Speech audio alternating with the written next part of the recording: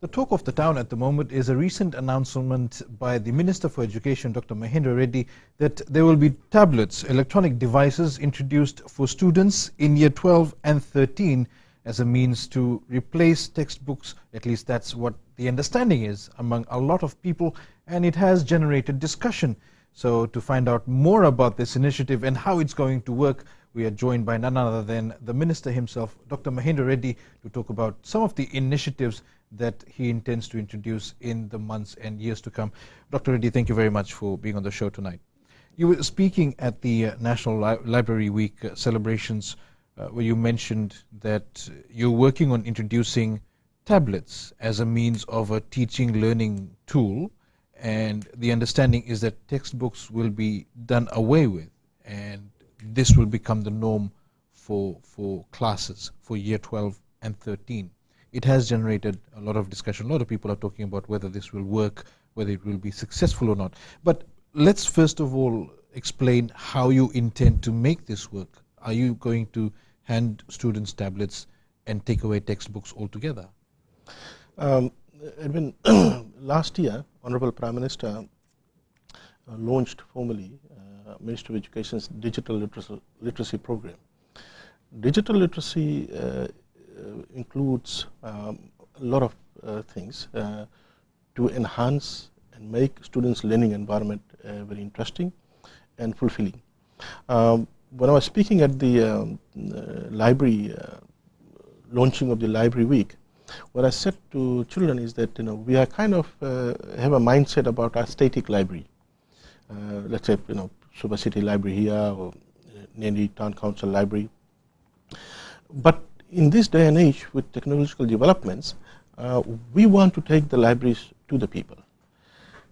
A lot of e-books are out there, a lot of materials electronically out there, and some of these materials are not in hard copy form. And with the advancement in technology, we can take these resources to our children with very minimal cost. For example, last year we launched the virtual museum. Virtual museum, the Super City Museum and the Super Museum, how many people are able to visit the museum?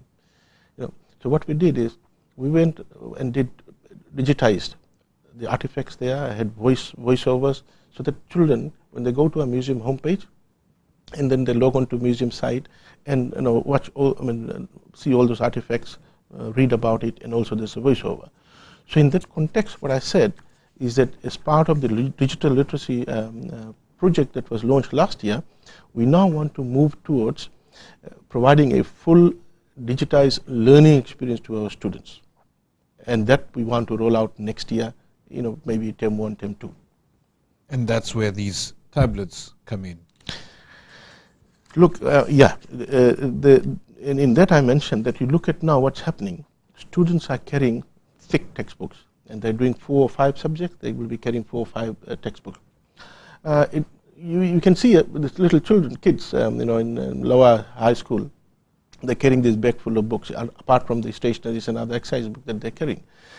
And for ministry as well, it's very expensive to print these textbooks. So gradually we want to, as we see that children are okay with soft copies of textbook, we want to phase that out. And there's other things that we want in this digital literacy project that we want to introduce. Textbook, giving soft copies of textbook is just one, but the major things which I haven't disclosed yet, those are there, which I'll be talking about in a second. But this is just one, and that people are just talking about, that will be replacing hard copies of textbook. And we won't be replacing hard copies of textbook immediately, because textbooks are already out there in the schools. Students will be retaining that in November, and it will be given out to the new set of students next year. So when we talk about these tablets coming in, a lot of questions pop up about abuse, about how students may not use it for the purposes intended. Already we know that a lot of these students are used to smartphones, they have social media accounts, they are quite adept at using these new technologies, but using it for the right purpose, as the ministry intends. How do you intend to ensure that happens? Edwin, the thing is this, we are developing softwares now, and one of the things that we are looking at is how we're gonna block off sites. So we set an IP addresses that we'll be blocking off. So we are creating a list that our IT people are working on it. It will be an exhaustive, might not be an exhaustive list, but we are trying to see how in various prefixes that of sites that we would identify, and there will still be some who might beat the system, and then we will be able to pick up that who are accessing these particular sites. But again, those few people should not stop us from introducing technology and digital literacy to the students in Fiji.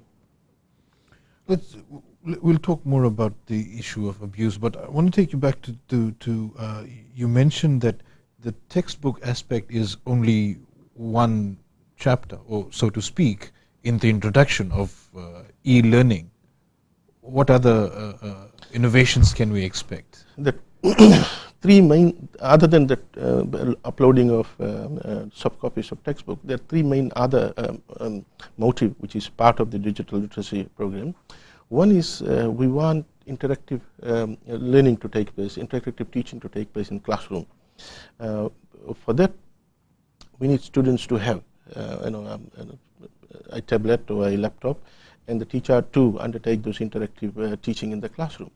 Now, there are a lot of demonstrations that the teacher can do from that a handset that the teacher has.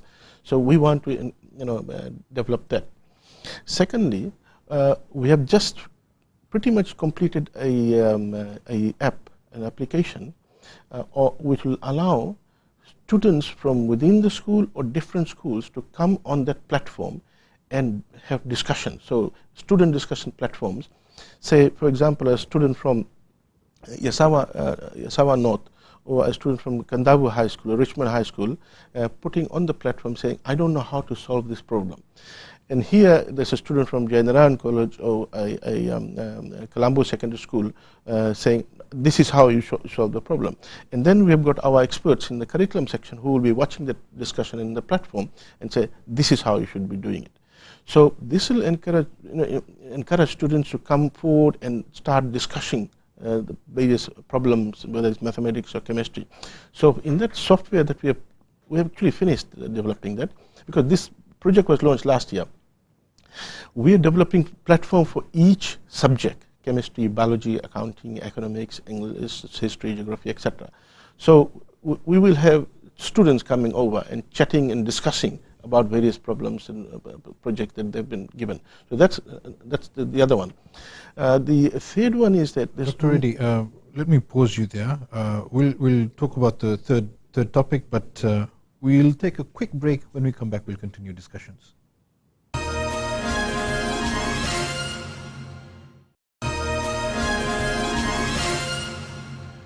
Good evening and welcome back. We're speaking with the Minister for Education, Dr. Mahendra Reddy, about the initiative to introduce e-learning and electronic learning implements in school. Dr. Reddy, you mentioned there is a third aspect for the introduction of electronic learning and giving tablets to students. Can you elaborate on that? There's enormous amount of materials on the net, educational materials, soft copy of Wikipedia, dictionary, and other aspects where students can log on to and clarify certain doubts or know about certain aspects of a particular subject area. Now, we want to introduce students, we want students to have access to that particular enormous information out there. Now, some people are talking about, why should we give tablets to children? I'm saying a small but significant proportion of students, the children of the rich and elite, have access to that. And there are a large proportion of children who do not have access to that. And therefore, there's a huge inequality in terms of learning. We want to equalize, and that's what we are doing. We gradually we're trying to remove all obstacles to student learning throughout Fiji, so that every child is on equal footing. Unfortunately, people who are opposing this don't understand that, look, the children of the rich and elite already have access to it. And here we want to ensure that the others who are not able to afford it also have access to this, so that they're on equal footing when it comes to educating them. When you talk about internet access and using all these internet resources, not every part of Fiji is well connected. There is widespread connection to the internet, but not as well as it would be in urban centers. So if you give a tablet to a student in the outer islands and they want to use this resource, they might have difficulties. So therein is another challenge. What did you say? Not connected or not well connected? Not well connected. There's only 2 schools not connected, Yasawa North and Wainumakatu Secondary School. Other than those schools, those 2 schools, all the other schools are connected, but I agree with you, a lot of schools are not well connected. I agree. I had a meeting with TFL and a few other, 2 other providers of looking at how we could enhance connectivity. And I said to them that they should not come to us asking us to finance their backbone, the infrastructure. As long as the infrastructure is there, you provide the data, we will pay you whatever the market rate of tariff is. So that's our position up till now. Now for those schools, up till such time when there's no connectivity or not well connected, what we have is another device called Optus. This device will operate offline. Now it has a SD card here. All the materials are loaded on the SD card as long as the tablet or the laptop has a browser. So this device, once switched on, will get connected to all the tablets or laptops in the classroom.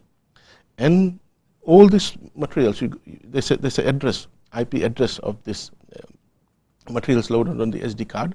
You on the browser you go and then you type the IP address, it will get connected. It will run exactly like as you go onto Google or Yahoo, and then all these materials there will appear on the students, and then the teacher can go through and use that. It has Wikipedia, it has dictionary, it has learning materials for all years, chemistry, biology, but not for Fiji, slightly different for Commonwealth countries in general. But it's a good learning material, learning resource. But the beauty about this system is that, like interactive learning, the teacher will be able to demonstrate using his or her laptop or desktop or a tablet to other students. Certain demonstrations is difficult to do it on whiteboard or blackboard.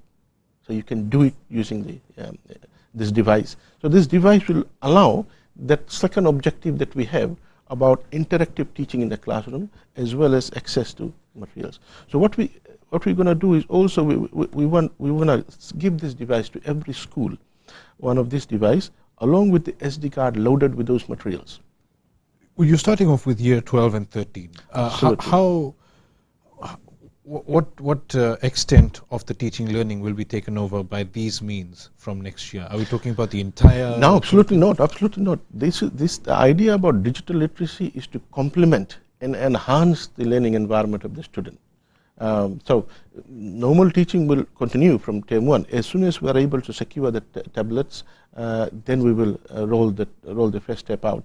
But we have got the software developed for the discussion platform.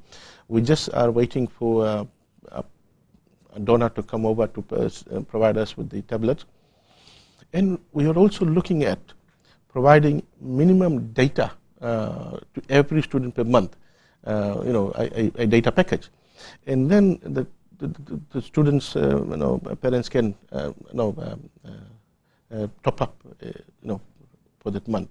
But we're looking at, we're talking about 10 months only, February to November. Even February to October would be okay. So in a basic package, which they can top up. So we're looking at, maybe, later part of term 1 or so, we'll roll up. So wherever there's a need for interactive teaching, the teacher can then use this. But other than that, there's enormous amount of resources. The child can self-study. The child can study in the night time using the resources up on the laptop. If the child is connected, the child can go onto the discussion platform and it gets stuck. Let's say the child gets stuck in the night solving a particular problem in chemistry, physics, or biology, etc. Can go to the chat platform and say, I have a problem, I don't understand this concept. And someone there would be on the platform, would address that, or our instructor would be there in the morning to answer that question. Going back to how it's going to be introduced into the classroom, what percentage of a class, any class, would be via interactive learning and the rest via the traditional methods? It's not like that. I mean, a teacher will determine today. I will explain this concept on the blackboard, and this concept I need to demonstrate using electronic method, because there's a problem that has been done.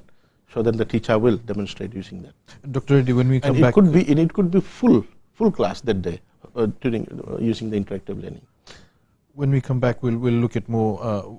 We'll go deeper into how it's going to work, because there is a lot of confusion, or at least some confusion among the general public about how this will work. When we come back, we'll try and clarify some of those doubts.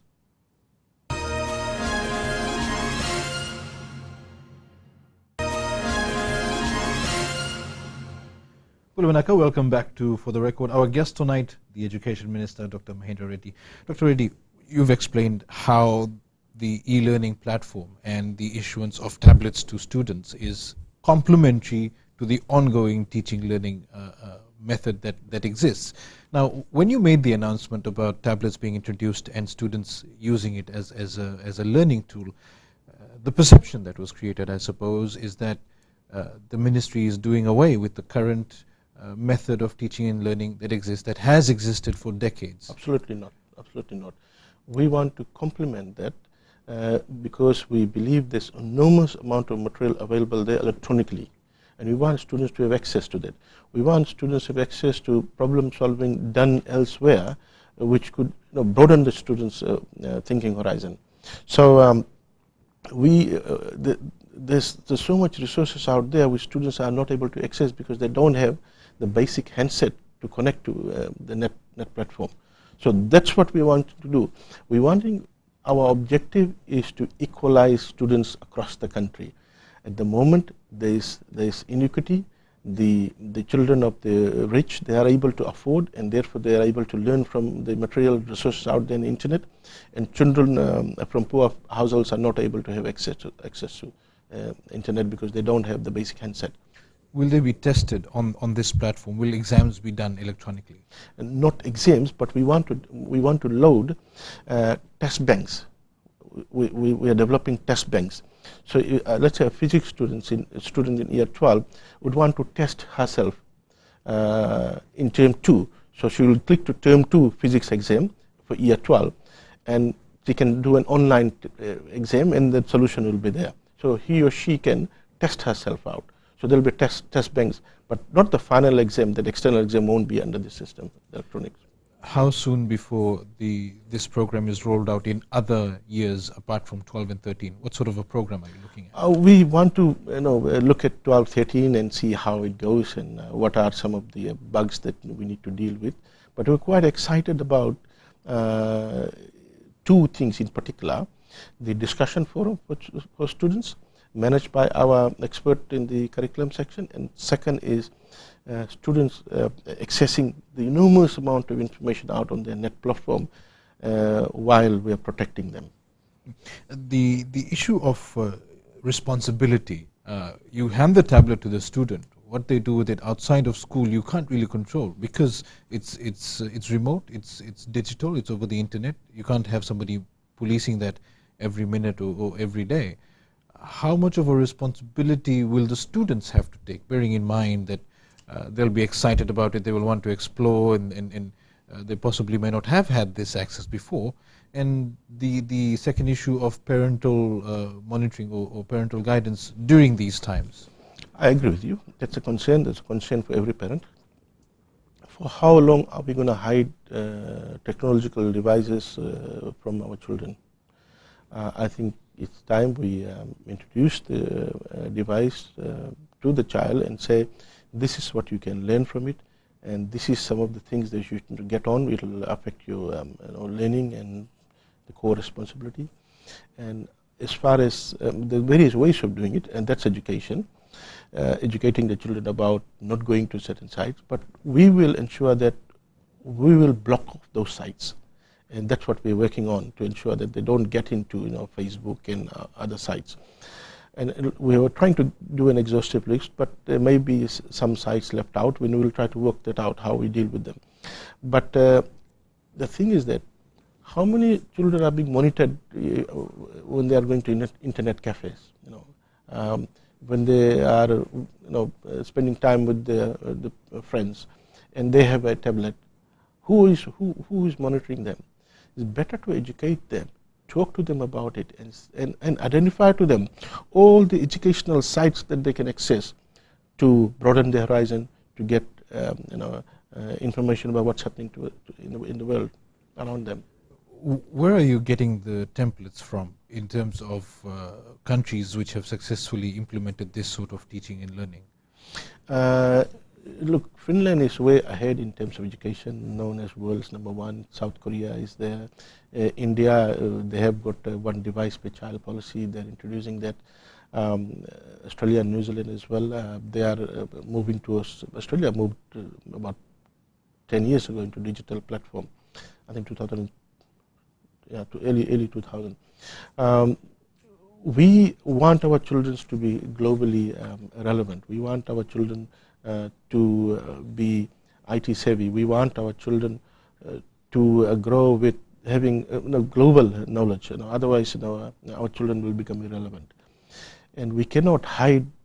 We cannot hide information out there, or we cannot just be laid back when we know that our children can't afford to access information out there in the platform. That's why we're looking at providing them with monthly data, megs, so that they can access internet and take basic information. And this will be very basic. I mean, there are already existing packages there for $7.99, and we'll say that which comes with free Facebook access, etc. We can say to the provider, remove those and add the discussion forum that we have and some of these sites.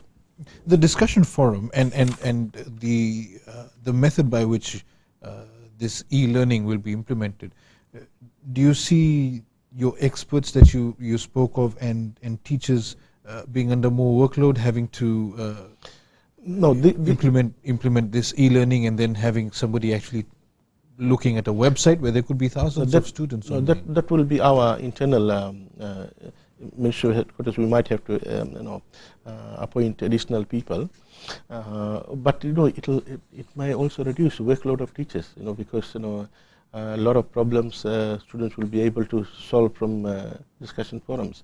So it will kind of reduce pressure on teachers, as well as bring some degree of equity among the level of knowledge, understanding of children in the classroom. So my feeling is, let's look at it how it goes. So now at the moment we are not putting too much on our teachers, but teachers are aware of the huge knowledge out there on the net platform. Okay, and with that we've come to the end of another segment. We'll be back shortly.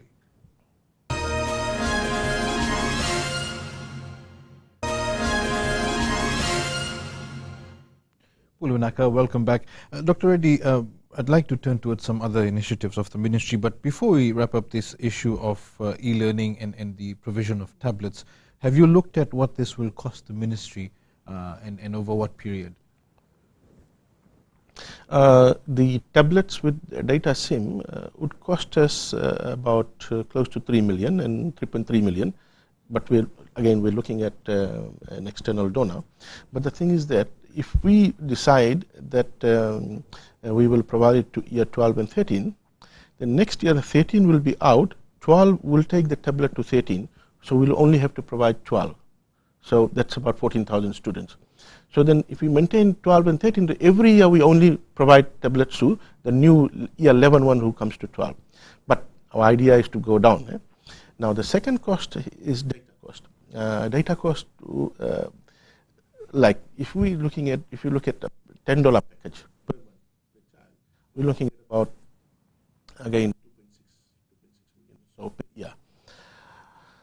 My feeling is the amount of money that we are spending on printing resource, printing teaching materials, printing textbooks, etc., I think we'll be saving by investing on this technology.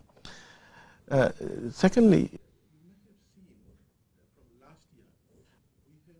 provided to enhance student learning detailed solution for exam papers for year 12 in the last 4 years. Each paper, step by step, is about 80 pages. Last year and this year as well, we have asked schools to print that out and give it to students free. All those will be saved.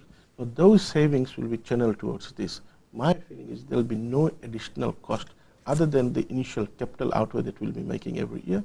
And if we can get donors to pick up, and we can pick it up ourselves as well. One of the criticism that was leveled against you very recently, in fact, we've run this in our news, is the leader for the National Federation Party, Professor Biman, is saying that you don't really know what you're doing. You're sort of taking one decision one day and another decision the next day. More so given the fact that a lot of schools need repairs, they're in recovery stage after TC Winston, and here you are talking about introducing tablets when you should be focusing on rebuilding schools. Is that a fair criticism? What percent of schools are damaged? What percent of students are in studying intent? A small proportion. In the Western Division, some schools in the Loma Viti and Koro Island, very small proportion. Have we stopped education? Have we stopped classes? No. So education hasn't stopped. Now, just because these classrooms, some classrooms are down in the schools, we stop introducing technology and wait, our children will be behind. Our children become irrelevant. Now, what some of these people who are speaking against this initiative, two things. They're saying that we just spoke about it. No, this was launched last year, the digital literacy program.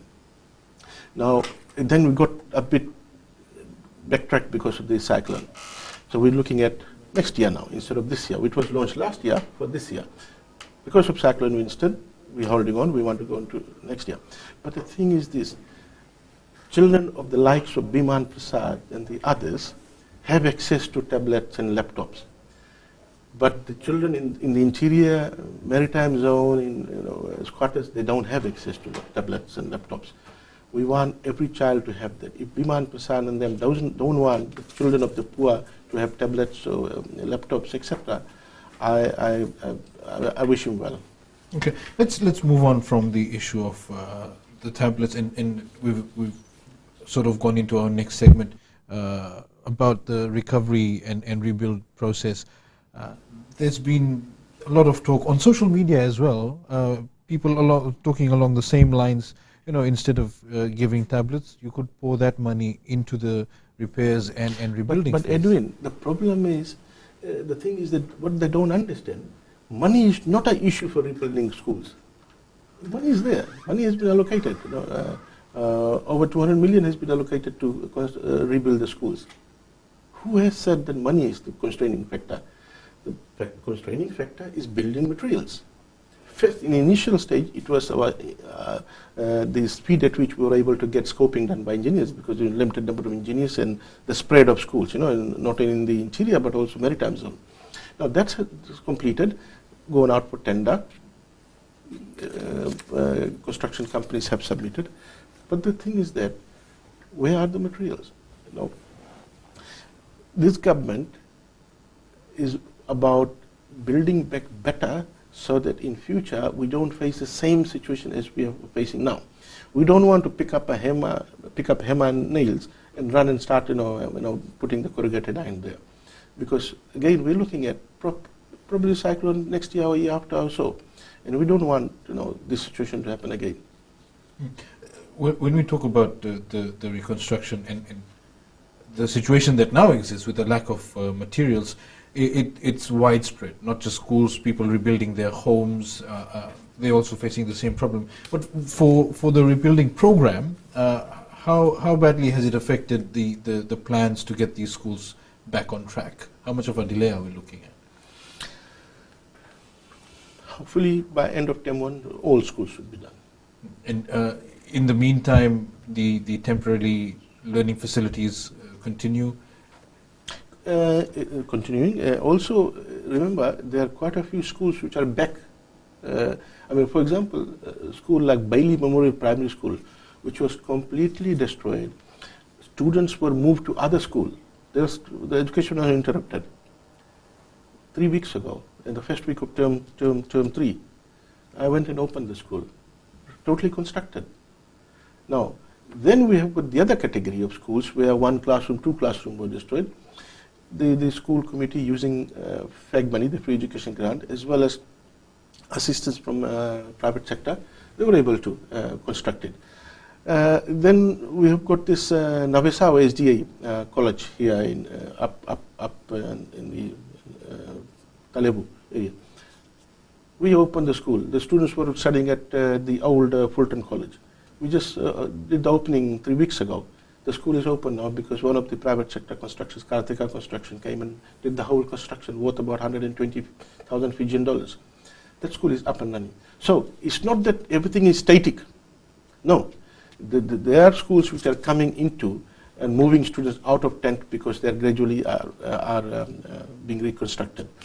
But the bigger ones, for example, QVS, we've done 90%. We've got 10% left, electrical wiring, and also some quarters. We're fixing that, and these labs should be done in another 2 months' time. So it'll be ready in January. Okay, with that, we will take another break, Minister. Stay with us, we'll be back shortly.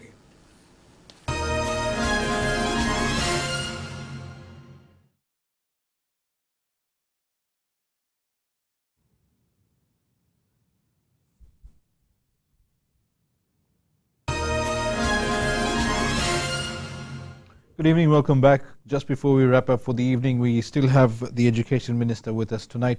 Minister, you also speak, or you have spoken about your ambition for 100% pass rate amongst all students at all levels. This has been questioned time and again about how you intend to make this possible and whether it will be realistic, whether it will be a real reflection of students' teaching, learning progress. Edwin, I've heard criticisms from NFP in particular. It boils down to the philosophy of the government of the day. Our government, we believe that every child can do well. Every child can succeed in life. Can these people go to a classroom and say, we want 80% pass rate? Can you go? Can you go to a classroom, all the children sitting there and say, we're targeting 60% pass rate? What are you telling the other 40%? Who are those other 40% who's not targeted? Look, you target for the maximum, for the best, and then you walk towards it to deliver. It's doable as long as the infrastructure is there, resources are there, and we have the will to deliver quality education. We can do it. Otherwise, if people want to set substandard targets, I think it's a bad signal we're giving to our children. But does that mean that some of the students who may not be able to achieve 100% or be in the 100% the bracket would lose out? I mean, it's unfair to them. No, they won't lose out. Let's take a case of year 13 student. A year 13 student, if this child probably is not able to make the cut for the entry requirement for the university, that doesn't mean the child has failed. The child can repeat, or the child can change his field to technical area and go to the technical college or to FNU and pick up a trade diploma in electrical, mechanical, or cookery, etc. So what we're saying is that, look, you don't preempt the pass rate. You set a target and say, everyone, you can do it. We don't want in the classroom students to say, who's going to be the 10%, fall in the 10% who will fail. everyone must be geared up to say we all can pass through. How close are we to achieving this target? Quite far, particularly in science and mathematics. Still below 50% pass rate, and quite worrying. But we made major achievement over a 1 year period only. I think the physics pass rate was around 16%, and we were able to come to 40%. We're very happy with the progress, but not satisfied that we are not able to deliver on to the target. But we can do it. We can do it. And these kinds of learning approaches that we have adopted will assist the student to open up and self-learn as well. The trend was maybe what I was talking about. You mentioned physics. There is improvement. Are you saying the trend is slowly moving towards that? Absolutely, yeah. That's the beauty part, is that we have reversed the trend. The pass rates are increasing. But education is just more than that. But that is the assessment method we have, and we're using that as a means of identifying whether learning outcomes are delivered or not. Just last question for the evening, Dr. Reddy. Very quickly, let's go back to the issue of the tablets, the introduction of e-learning. What is your ideal outcome from this at the end of the day? Very quickly. Ideal outcome is that one is that we want to graduate students who are digitally literate, have global knowledge, and we want to equate children in Fiji so that everyone have access to literature and materials out there in the net platform. Dr. Reddy, thank you very much for being on the show tonight. Thank you. Thank you. And that was our show for this evening. Remember, if you have any comments or questions, you can email us for the record at fbc.com.fj. From me for this evening, good night. But up next is Nemani Batiki with his weekly segment, My Say. We'll see you next Sunday.